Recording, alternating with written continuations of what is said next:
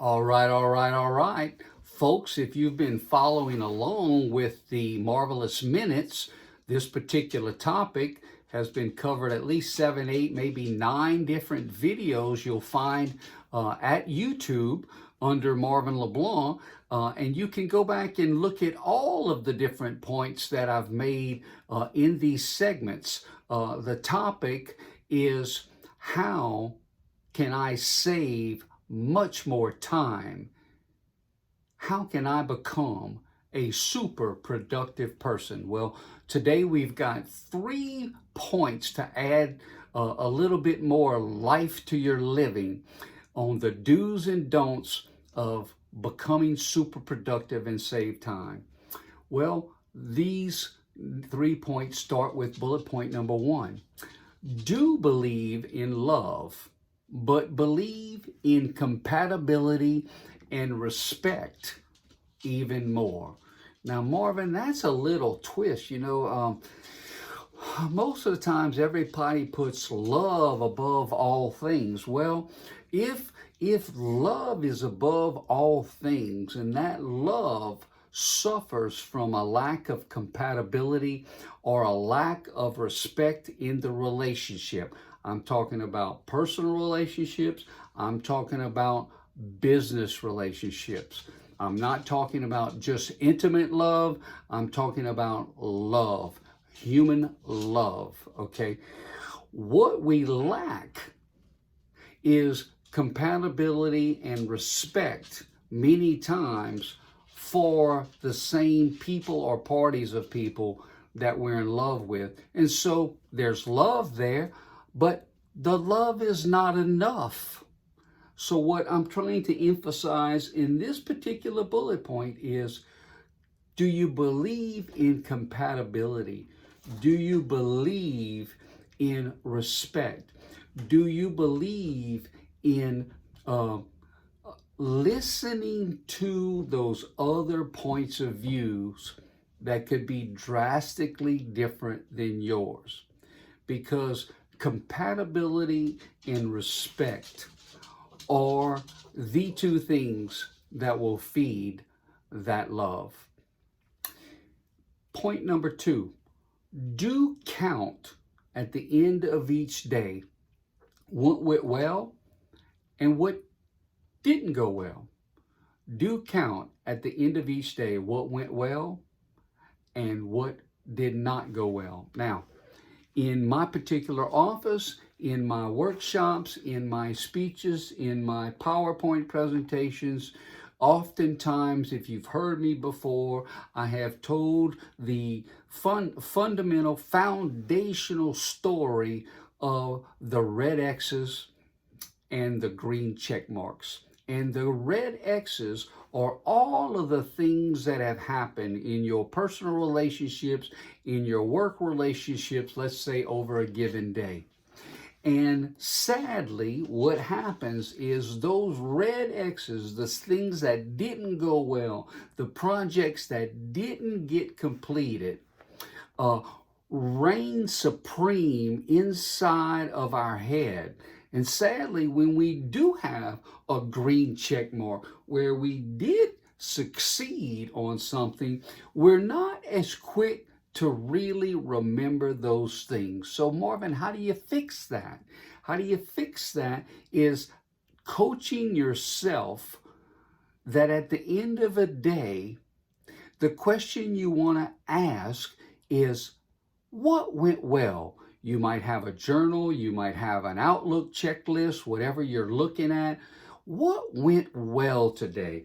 And when you enter into your last 15 minutes of positive reading before you turn out the light and go to the bed, go to sleep, you want to remember what went well, because what we will do as humans is we will build on our green check marks.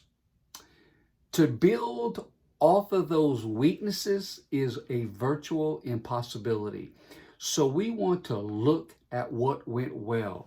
We want to give ourselves the love, the compatibility, and the respect that we need for ourselves so that we then have a bigger bucket to share tomorrow with humanity. So that's my message on number 2. Do count at the end of the day what went well and what were my successes. And lastly for today, do carry a humor journal at all times. When something funny happens, you got to write it down. No, you aren't smart enough to remember all the details 5 years later. Document the details when they are fresh on your mind. My spouse and I, we went April 1st through April 8th into the Appalachian Mountains and spent some time in Asheville and down there around Highlands and Greenville. I played golf one day in Spartanburg with a great colleague, friend of mine, and it was wonderful. But at the end of every day, and it doesn't have to be any fancy smancy book, okay? At the end of every day, I wrote down specific details and stuff that was funny that happened. Ironically, a lot of the funny things that happen to me, they're actually not funny when they happen. They only become funny later. Like one example is, small town Cajun boy finally makes it into these mountains, man. I'm so excited I can hardly even go to sleep the night before because the following morning we're going to be on the Blue Ridge Parkway. So, man, we're getting going. We're going all up the roads to the Blue Ridge Parkway. As God is my witness. Here we were. I waited till April 1st to go because, man, the weather's going to be fine. Oh, I was wrong. Really? Yeah, because that morning it was 37 degrees and the tunnels over there on the Blue Ridge Parkway were closed. So I'm finally getting up there higher and higher, only to come upon a big old steel yellow gate that had a big old stop sign red on it that said road closed. Well, I was not one happy Cajun. I'm thinking to myself, man, how could this happen to me? I mean, it's not often somebody from South Louisiana even gets a chance to go up there. So now I'm up there and all fired up. And guess what? I couldn't see the road. So I was not to be denied. So I turned around on the Blue Ridge Parkway. I could still go the other way. And I did. And guess what? I ran into another tunnel. You guessed it. I ran into a second big yellow gate, big sign, road closed. So yours truly, I think I've seen maybe about 5 miles of the Blue Ridge Mountain Parkway. So I got to go back. So that's just something that happened. It was something unplanned. And I recorded that in my humor journal. Sometimes you're trying to make headway and it just doesn't work out. So it's better to laugh about it than get too obsessed. So that's my 3 points today. I wish you peace. I wish you love.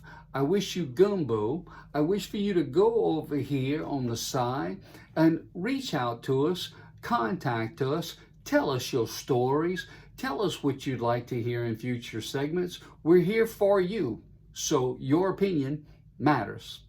Take care. Bye-bye. I'm Marvin LeBlanc.